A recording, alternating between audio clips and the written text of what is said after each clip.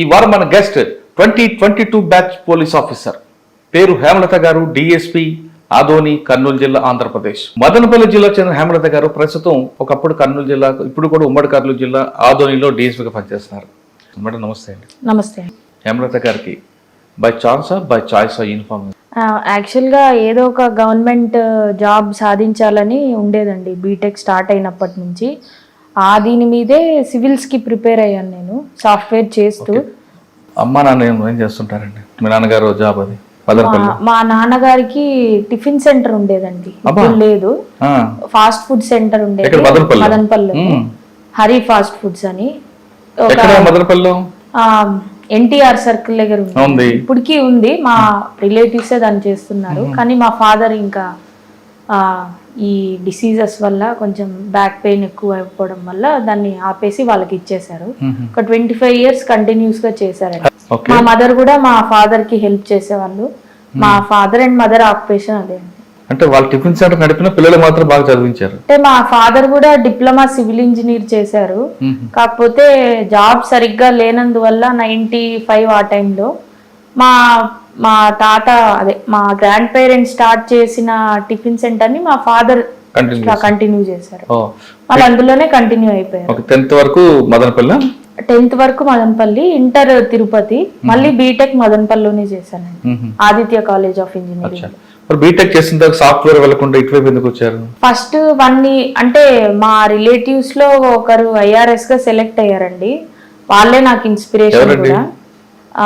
మిథున్ అని మా రిలేటివ్స్ అవుతారు. ఆయన IRS గా 2017 బ్యాచ్ సెలెక్ట్ అయ్యారు.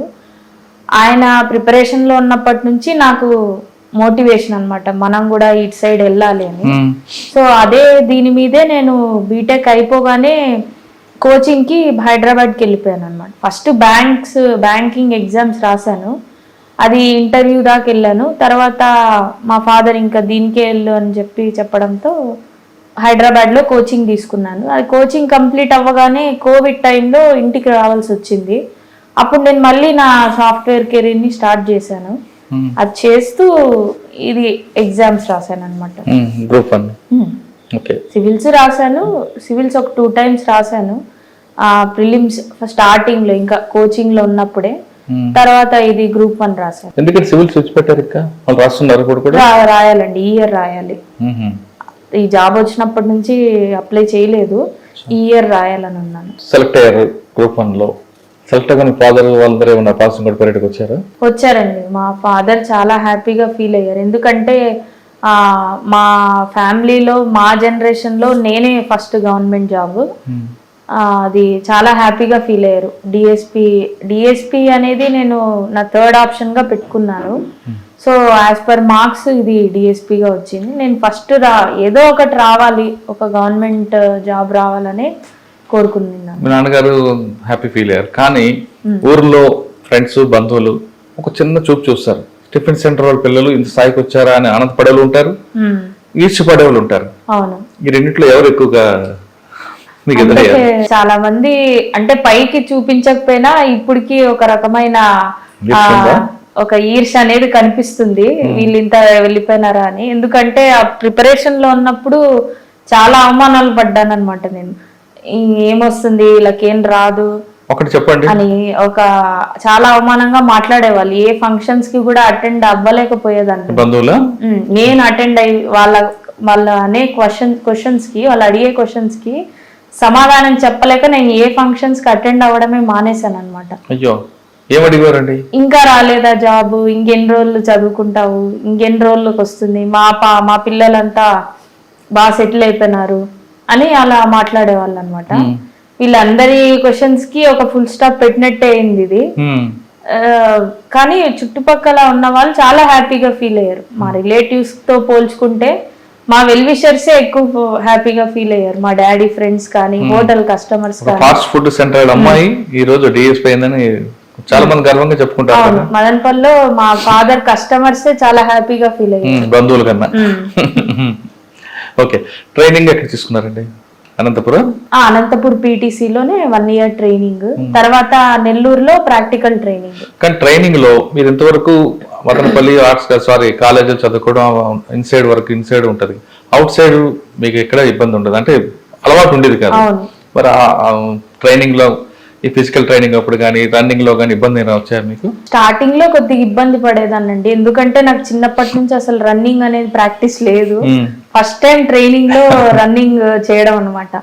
ఫస్ట్ లో కొద్దిగా ఇబ్బంది పడ్డాను, బట్ అయితే మా ఇన్స్ట్రక్టర్స్ వాళ్ళ గైడెన్స్ వల్ల చాలా ఇంప్రూవ్ అయ్యాను నేను లాస్ట్ కి. కానీ అమ్మాయిలు పోలీసు యూనిఫామ్ పనికిరారు కొంతమంది, అందరూ కనుకోరు, కొంతమంది చాలా ఇబ్బందులు ఉంటాయి, నైట్ టైం డ్యూటీలని వేరే వేరే ఇష్యూస్ వస్తాయని కొంత అపోహ ఉంది. అవన్నీ మీరు ఎదుర్కొన్నారా, లేదు ఇందులోకి వచ్చాక అవన్నీ తూచు అనుకున్నారా? అలాంటి ఇబ్బందులు ఏమి ఉండవండి, ఎందుకంటే ఈ ర్యాంక్ లో ఉన్నప్పుడు మనకి ఖచ్చితంగా ఒక పిఎస్ఓ ఉంటారు. నైట్ తిరిగినప్పుడు కానీ ఏదైనా ఇష్యూ ఏమి ఉండదు.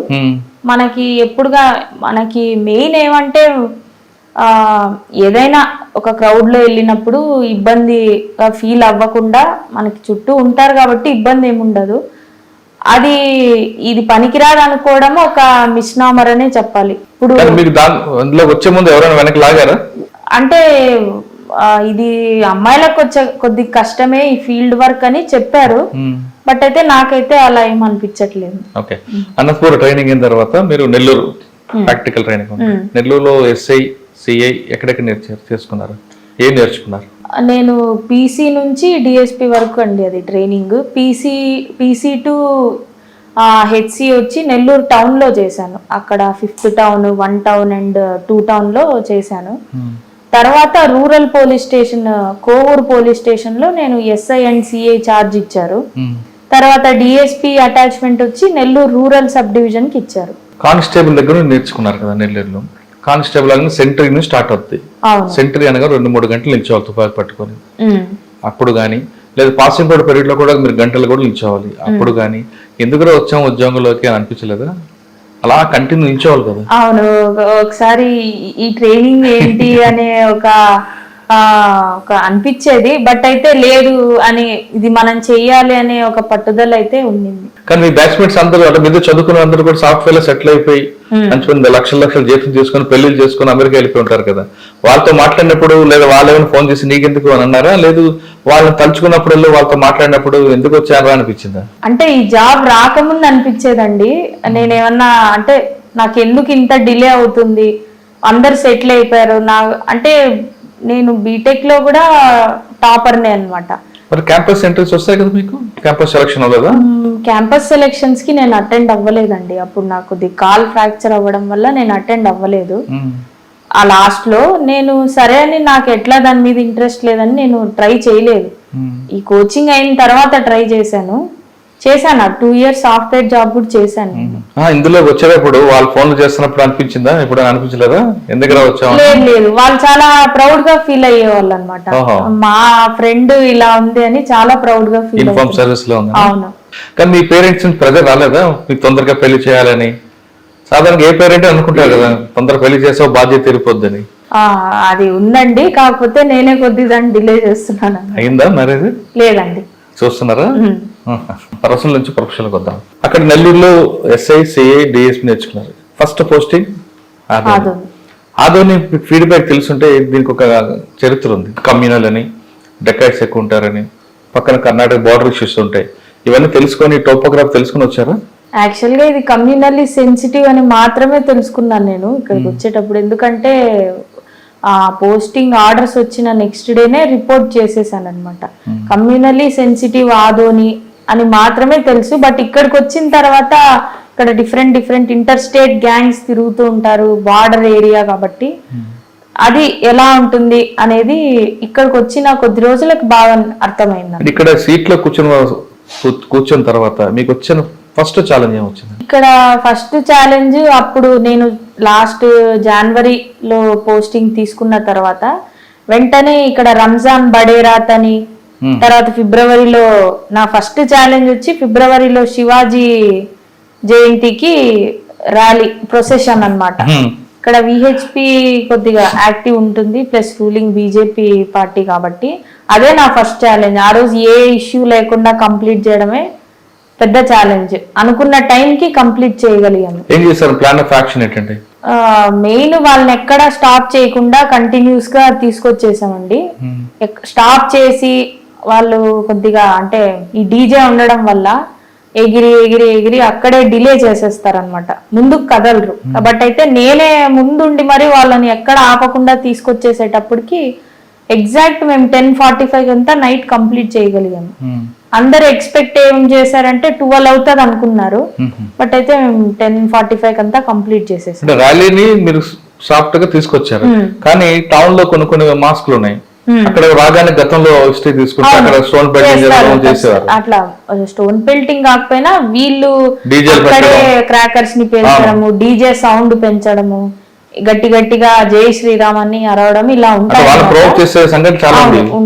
కాకపోతే ముందే మేము ఇక్కడ ముస్లిం పెద్దలతో కూడా వాళ్ళకి కొంచెం మాట్లాడి కౌన్సిలింగ్ చేసి ఆ టైంకి అక్కడ ఎవరు లేకుండా చూసుకొని వీళ్ళని కూడా అక్కడ ఎక్కువసేపు స్టాప్ చేయకుండా సౌండ్ పెంచకుండా మా వాళ్ళని అక్కడ పెట్టి ఆ ప్రికాషన్స్ తీసుకోవడం వల్ల సాఫీగా జరిగిపోయింది. తర్వాత ఇక్కడ మీరు ఇందాక చెప్తున్నట్టుగా ఇంటర్స్టేట్ గ్యాంగ్స్ ఎక్కువ ఉంటాయి, కర్ణాటక నుంచి రావడం, మహారాష్ట్ర నుంచి రావడం, అటువంటి సంఘటనలు ఏం జరిగాయండి ఇక్కడ? ఇక్కడ ఇంటర్ స్టేట్ గ్యాంగ్ అంటే మనకి సింధనూర్ ఉంది కర్ణాటకలో. ఆ సింధనూర్ లో కంప్లీట్ పిగ్ అఫెండర్సే ఉంటారన్నమాట. అంటే ఈ ఏరియాలో ఈ పందుల్ని పెంచుకునే వాళ్ళు చాలా మంది ఉన్నారు, ఒక కమ్యూనిటీ. ఆ కమ్యూనిటీ వాళ్ళకి పౌల్ట్రీ ఫార్మ్స్ ఏమి ఉండవు, బట్ అయితే అది వీధుల్లో కానీ వాళ్ళకున్న పాకల్లో కానీ వదిలేస్తారు. ఈ గ్యాంగ్స్ బొలెరోలో వచ్చి నైట్ టైం ఆ పందుల్ని ఒక 6 మంది బొలెరోలో వస్తారు. ఆ బొలెరోలోనే వీళ్ళకి soda bottles, empty soda bottles కానీ కూల్ డ్రింక్ బాటిల్స్ కానీ ఉంటాయి. ప్లస్ వీళ్ళ దగ్గర మారణాయుధాలు కూడా ఉంటాయి.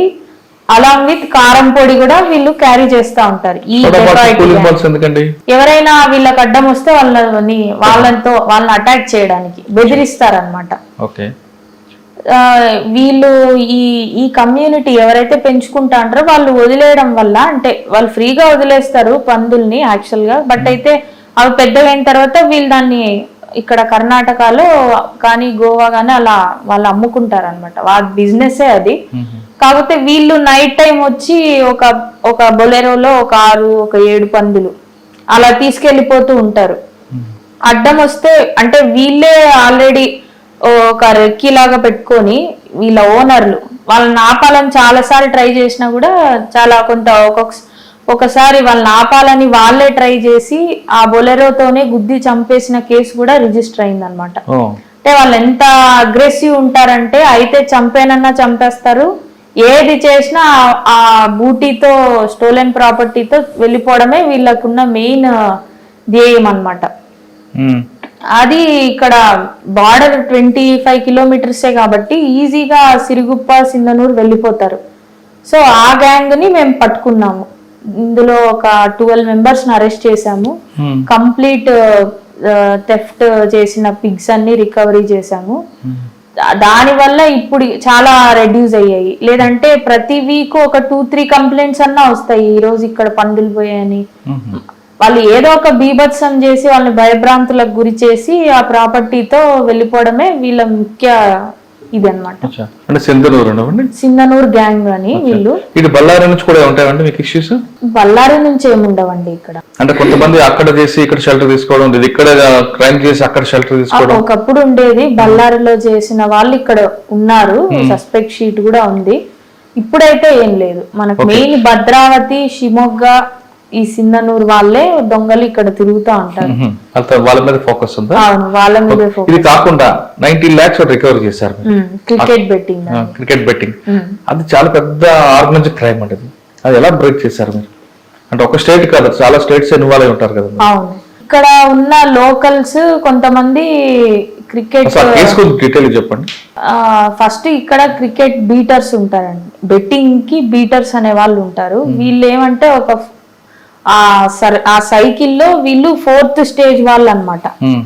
ఆ 4th వీళ్ళు ఏమంటే వీళ్ళు ఆర్గనైజర్స్ ఎవరైతే ఉంటారో వాళ్ళ దగ్గర నుండి అమౌంట్ పే చేసి వ్యాలెట్ లోకి ఇంత అమౌంట్ అని వాళ్ళకి డిఫరెంట్ యాప్స్ ఉంటాయి, బెట్టింగ్ యాప్స్. వీళ్ళు అమౌంట్ పే చేస్తే ఆ వ్యాలెట్ లోకి అమౌంట్ పడుతుంది అనమాట. వీళ్ళ లాగిన్ ఐడి, ఆ లాగిన్ ఐడి కూడా ఆర్గనైజర్సే ఇస్తారు వాళ్ళకి యాప్స్. అవి ఇచ్చినప్పుడు వీళ్ళు ఏం చేస్తారంటే ఆ లాగిన్ ఐడి పాస్పోర్ట్ తో వీళ్ళకి తెలిసిన కొంతమందితో ఆడిస్తూ ఉంటారన్నమాట. అంటే ఆ సర్కిల్ ఆ చైన్ లో నెంబర్ 4 వీళ్ళు 4. మేము 3, 2, 1 ఉన్నాడు కదండి. 1 చేరుకోలేకపోయాం కానీ 2 వరకు వెళ్ళగలిగాము. ఎందుకంటే 1 వాళ్ళందరూ ఇక్కడ ఉండరు, దుబాయ్ లో ఆపరేట్ చేస్తూ ఉంటారు కంప్లీట్. యాక్చువల్ వీళ్ళ రూట్స్ గుజరాత్ లో ఉన్న వాళ్ళే వీళ్ళు, బట్ అయితే గుజరాత్ లో ఉండరు. ఎప్పుడైతే ఈ ఐపీఎల్ బెట్టింగ్ సీజన్ స్టార్ట్ అయిన వెంటనే వీళ్ళు దుబాయ్ లో వెళ్ళిపోతారు, షెల్టర్ అక్కడే తీసుకుంటారు. గుజరాత్ కి చాలా దగ్గర కాబట్టి దుబాయ్, ఇమీడియట్ గా అక్కడికి వెళ్ళిపోతారు. 2 వరకు రీచ్ అయ్యాము. వీళ్ళందరినీ ఈ లాస్ట్ 4th స్టేజ్ వాళ్ళ ఇన్ఫర్మేషన్ తో వాళ్ళందరినీ పట్టుకోగలిగాము. అంత ఈజీగా దొరకరు మేడం, మీరు సింపుల్ గా చెప్తున్నారు. అవును, దొరకరు. బట్ అయితే మేము కొంచెం ఈ బెయిట్ వేసి ఎర్ర వేసి పట్టుకోగలిగాం అనమాట. వీళ్ళని కొంచెం ట్రాక్ చేసి సోషల్ మీడియాలో కొంచెం ఆ విధంగా వాళ్ళ లొకేషన్ తీసుకొని బెంగళూరులో కొంతమంది, నెల్లూరు, ప్రకాశంలో, ఒంగోలులో కొంతమందిని పట్టుకోగలిగాం. ఎంతమంది అరెస్ట్ చేశారు, ఎంత రికవర్ అయింది? టోటల్ ఈ కేసులో ఒక 7 మెంబర్స్ అరెస్ట్ చేశాము. ఈ 7 మెంబర్స్ నుంచి 91 lakhs రికవర్ చేశాము. సూపర్. ఎందుకంటే దీని వల్ల చాలా మంది ఇప్పటికీ సూసైడ్స్ చేసుకుంటున్నారు. ఈ బెట్టింగ్ వల్ల డబ్బులు కోల్పోయి చాలా మంది ఐపీఎల్ కూడా పెట్టిన వాళ్ళు ఉన్నారు ఇక్కడ. ఈ బెట్టింగ్, క్రికెట్ బెట్టింగ్ కి బానిస అయిపోవడం వల్ల, అడిక్ట్ అయిపోవడం వల్ల. ఆధునిలో ఇందాక చెప్పినట్టుగా కమ్యూనల్ కాకుండా మట్కా కూడా ఉండేది ఒకప్పుడు. ఇప్పుడు దాని మట్కా చాలా వరకు తగ్గింది. బట్ అయితే ఇప్పుడు ఫిజికల్ గా పేపర్ లో మట్కా చిట్టీలు రాయకుండా దానికి కూడా ఒక యాప్ అనేది క్రియేట్ చేసుకున్నారు. ఈ యాప్ లో కూడా వీళ్ళు ఇదే ఫోన్ పే నుంచి ఆ వ్యాలెట్ కి వేసుకుంటారు. ఆ వ్యాలెట్ లో 10, 20, 100 రూపాయలు అది అలా ఆడుతున్నారు. దాన్ని కూడా చాలా వరకు కంట్రోల్ చేశామండి. మట్కా బీటర్స్ చాలా వరకు తగ్గారు. ఓకే, ఇందాక మనం ఫస్ట్ వచ్చిన వద్దాం కమ్యూనల్, ఇక్కడ ఎలా ఉందండి పరిస్థితి? అంటే ఎక్కువగా కమ్యూనల్ చేసే వాళ్ళు కూడా లోకల్ వాళ్ళకన్నా బయట నుంచి వచ్చి ప్రొవోక్ చేయడం వల్ల అది ఇష్యూ మరి బర్న్ అయ్యింది. దానివల్ల కర్ఫ్యూ రావడం అది పెద్దగా జరిగేది. కానీ ప్రజల్లో తర్వాత మార్పు వచ్చింది. ఆ మార్పు వచ్చిందా లేదా, యాక్ట్ చేశారా, ఇప్పుడు కమ్యూనల్ ఉందా లేదండి? 2011 నుంచి 14 వరకు ఉందండి ఈ ప్రాబ్లమ్. బట్ అయితే అప్పుడు కమ్యూనల్ షీట్స్ ఓపెన్ చేయడం వల్ల బోత్ కమ్యూనిటీ లీడర్స్ పైన, దాంట్లో ఇన్వాల్వ్ అయిన వాళ్ళ పేరు పైన మనకి దగ్గర 424 కమ్యూనల్ షీట్స్ ఉన్నాయి ఆదోనిలో. ఈ షీట్స్ ఉండడం వల్ల వాళ్ళు ఇప్పటికీ కోర్టులకు తిరగడం వల్ల వాళ్ళైతే చాలా వరకు మార్పు వచ్చిందండి కమ్యూనల్ అయితే. లాస్ట్ ఇయర్ ఏం జరగలేదండి, లాస్ట్ ఇయర్ ఏం జరగలేదు. బట్ అయితే ఒక ఇష్యూ, చిన్న ఇష్యూ జరిగింది. ఉత్తరప్రదేశ్ సీఎం కి ఒక పిగ్ నోస్, చెవులు పెట్టి సోషల్ మీడియాలో ఎవరో పెడితే ఇక్కడ ఉన్న వాళ్ళు షేర్ చేయడంతో ఒక ముస్లిం షేర్ చేశారు. దాన్ని ఇంకా హిందువులు కొంతమంది చిన్న యూత్ ఉంటారు కదా, వీళ్ళు అతన్ని తీసుకెళ్ళి కొంచెం అప్పుడు దసరా టైంలో దుర్గామాతకి నువ్వు పూజ చేయాలి, క్షమాపణ చెప్పాలని చెప్పారు. అదంతా కొంచెం సబ్సిడ్ చేశాము బోత్ పార్టీస్ ని తీసుకొచ్చి. చిన్న విషయాలు కూడా కమ్యూనల్ అయిపోతుంటాయి. సైకిల్ గుద్దుకున్నా ఇష్యూ అవుతుంది.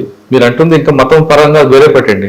ఈ 2 వర్గాల మధ్యన ఆ 2 వర్గాలు చిన్న ఇష్యూ జరిగిన, చిన్న యాక్సిడెంట్ జరిగిన కమ్యూనల్ మారుతుంది. అంటే ఎందుకంటే ఆ ఫీలింగ్ ఇప్పుడు కనిపిస్తుంటది. ఇక్కడ ఇంత మార్పు వచ్చింది, చదువుకున్నారు.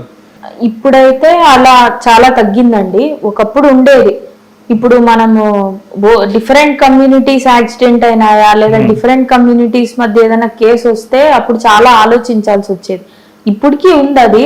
ఇప్పుడు ఫర్ ఎగ్జాంపుల్ ఇక్కడ మరాఠీ వాళ్ళ అమ్మాయి కానీ ముస్లిం అబ్బాయి కానీ ఏదన్నా వాళ్ళు లవ్ అఫేర్ ఉండి ఏదన్నా ఎలోప్ అయితే కూడా అది కూడా చాలా సీరియస్ గా తీసుకోవాల్సిందే ఇక్కడ.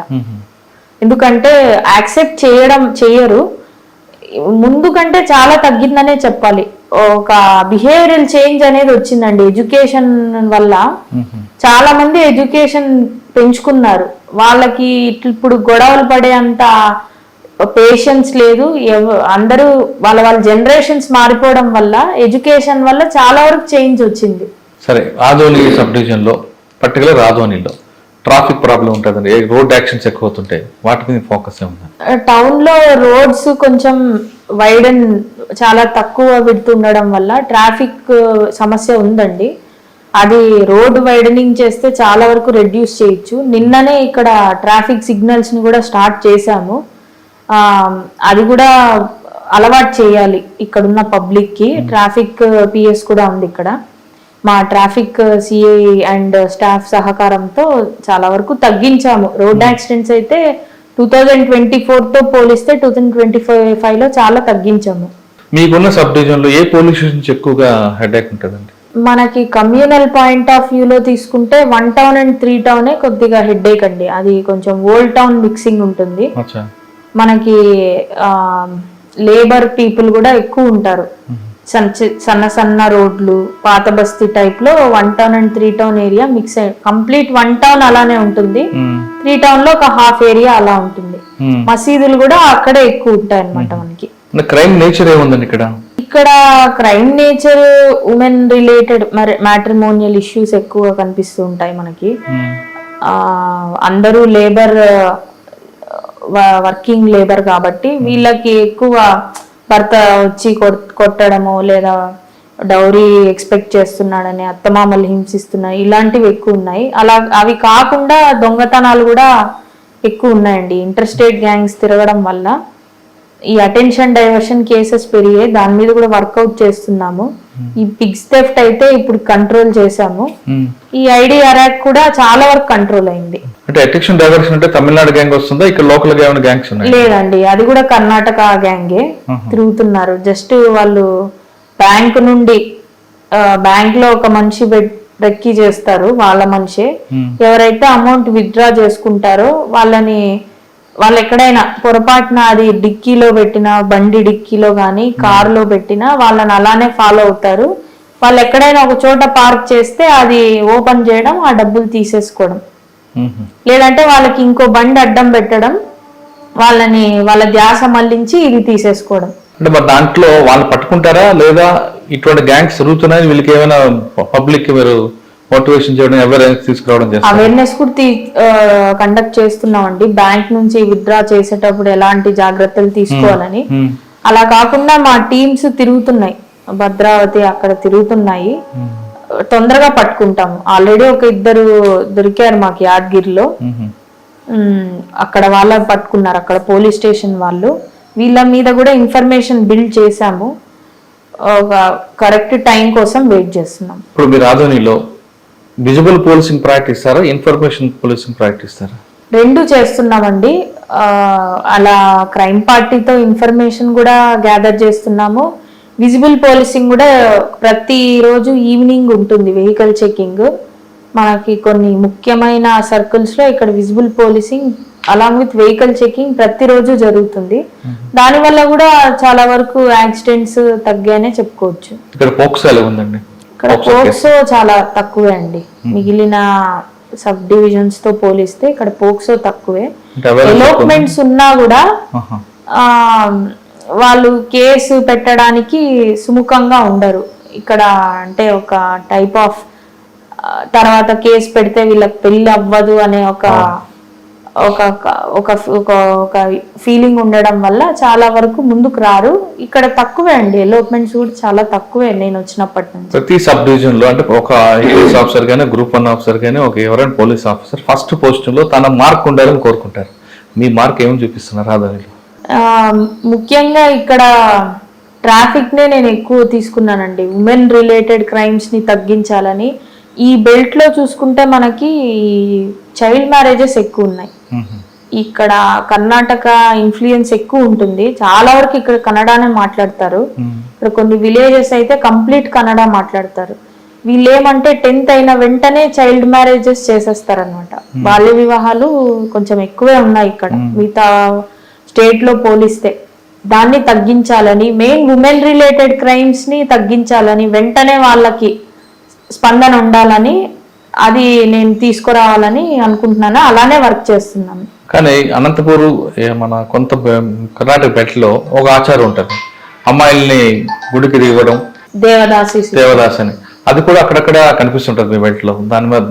ఇప్పుడైతే దేవదాసి సిస్టమ్ అయితే లేదండి. బట్ అయితే ఇప్పటికి కర్ణాటక ఈ బార్డర్ కర్ణాటక ఏరియాలో ఉంది, ఈ దేవదాసి సిస్టమ్ అనేది ఉంది.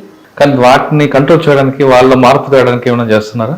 అంటే అదర్ స్టేట్ కాబట్టి మేము దాని మీద అయితే దృష్టి కర్ణాటక పెట్టలేదు. మన దగ్గర అయితే లేదండి. అది నేను వచ్చినప్పటి నుంచి అలాంటివి ఏవి రిపోర్ట్ అవ్వలేదు. ఆదోనిలో ఏమైనా జరిగితే పొలిటికల్ ఇంటర్ఫరెన్స్ ఉంటుందా లేదండి? ఇక్కడ పొలిటికల్ ఇంటర్ఫిరెన్స్ తక్కువే అండి, కొద్దిగా మిగతా వాటితో పోలిస్తే తక్కువే.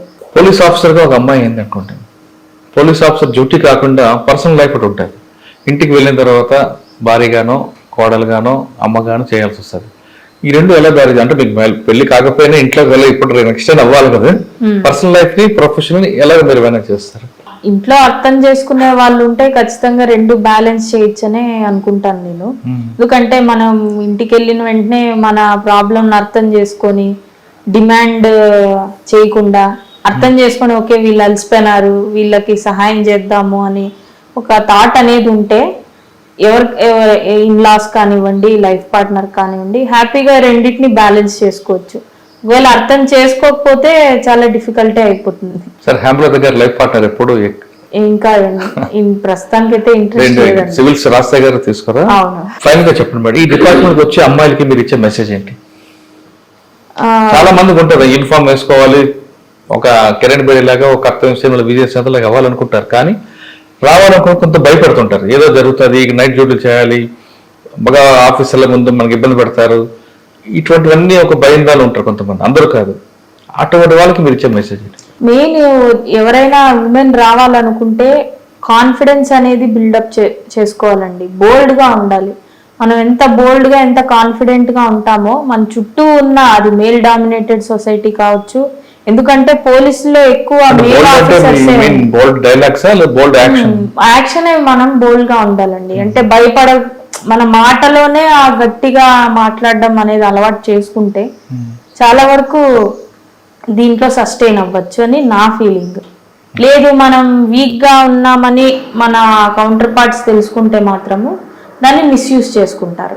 అంటే కొన్ని కేసుల్లో అమ్మాయి కదా నీకు వద్దమ్మా అబ్బాయి చేస్తారు, వాళ్ళైతే దీన్ని కరెక్ట్ గా డిటెక్ట్ చేస్తారు, కొంతమంది ఆఫీసర్ పక్కన పెడతారు, అప్పుడు ఏం చేస్తారు మీరు? నేనైతే ఇప్పుడు వరకు అది ఎక్స్పీరియన్స్ చేయలేదు. ఖచ్చితంగా చేస్తామనే కాన్ఫిడెన్స్ తో ముందుకు వెళ్ళాలండి. ఫైట్ చేసైనా మనమే తెచ్చుకోవాలండి. ఆదోనిలో సైబర్ క్రైమ్ ఉందంటారా? ఉందండి, సైబర్ క్రైమ్ ఉంది. చిన్న చిన్న కేసెస్ ఇక్కడేమో ఇప్పుడు ఏపీకే ఫైల్సే అండి, కర్నూలు జిల్లా మొత్తానికి ఏపీకే ఫైల్స్ వాట్సాప్ లో పంపించడం, అది లింక్ నొక్కగానే వీళ్ళ ఫోన్ హ్యాక్ అవ్వడము, హ్యాక్ అయ్యి బ్యాంక్ డీటెయిల్స్ అంతా వెళ్ళిపోయి బ్యాంక్ లో ఉన్న అకౌంట్ బ్యాలెన్స్ అంతా వాళ్ళు విత్డ్రా చేసుకోవడం, ఇలానే జరుగుతున్నాయి. దాని మీద విస్తృతంగా మేము అవేర్నెస్ అయితే క్రియేట్ చేస్తున్నామండి. కానీ ఎంత అవేర్నెస్ క్రియేట్ చేసినా కొద్ది మంది ఇది అది కాదు అనుకునే ఒక మిస్కన్సెప్షన్ లో నష్టపోతున్నారు. డిజిటల్ అరెస్ట్ అని చెప్తుంటారు. నేను వచ్చిన కొత్తలో ఒక కేసు అయితే రిపోర్ట్ అయిందండి. ఆమెకి కంప్లీట్ అమౌంట్ కూడా మేము ఫ్రీజ్ అయ్యి రికవరీ చేశాము. నేరస్తులను అయితే పట్టుకోలేకపోయాం కానీ, బట్ అయితే ఆమె వెంటనే మాకు ఇంటిమేట్ చేయడం వల్ల 1930కి కంప్లైంట్ చేసి ఆ కంప్లీట్ అమౌంట్ ఫ్రీజ్ అయింది. సో ఆమె కంప్లీట్ గా అమౌంట్ అయితే రికవర్ చేసి ఇవ్వగలిగాము. మీ దగ్గరకు ఈవ్టీజింగ్ కేసులో ఒక అమ్మాయి వచ్చింది అనుకో, లేదా మొగుడు కొడుతున్నాను ఒక బాధితురాలు వచ్చింది అనుకో, మీరు మహిళ కాబట్టి ఆ కోపం వాళ్ళని చూపిస్తారా, లేదా యాజ్ పర్ లా వాళ్ళకి ట్రీట్మెంట్ ఇస్తారా? లేదండి, యాక్చువల్ గా నేను ఒకవేళ ఒక భార్య భర్త ఇబ్బంది పెడుతున్నాడు అని కంప్లైంట్ ఇచ్చినా కూడా అసలు అవతల పార్టీ మేము ఫస్టే దాన్ని కేసు పెట్టడానికి లేదు కాబట్టి కౌన్సిలింగ్ చెయ్యాలి. As per law both parties ని పిలిపించి అసలు ఫ్యాక్ట్ ఏంటని తెలుసుకొని నేను యాక్ట్ చేస్తాను. ఈ టీజింగ్ జరుగుతుందంటే అది స్ట్రింజెంట్ యాక్షన్ తీసుకుంటానండి. అంటే ఎలా? అక్కడ కౌన్సిలింగ్ ఇవ్వడం, వాళ్ళ parents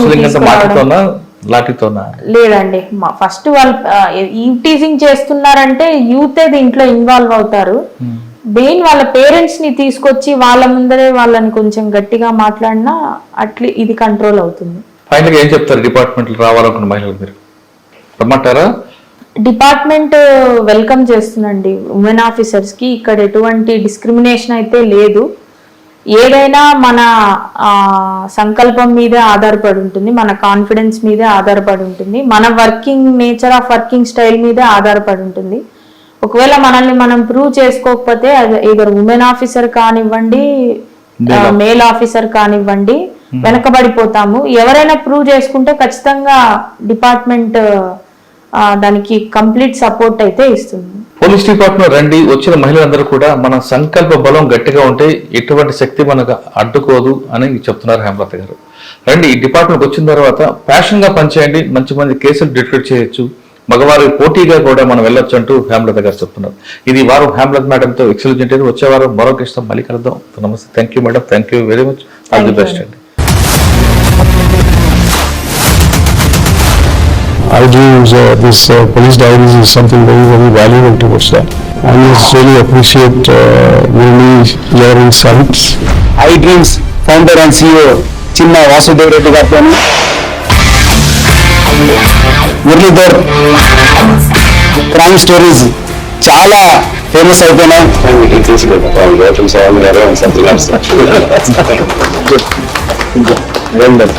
I congratulate him for doing so well. And I congratulate him, his boss also.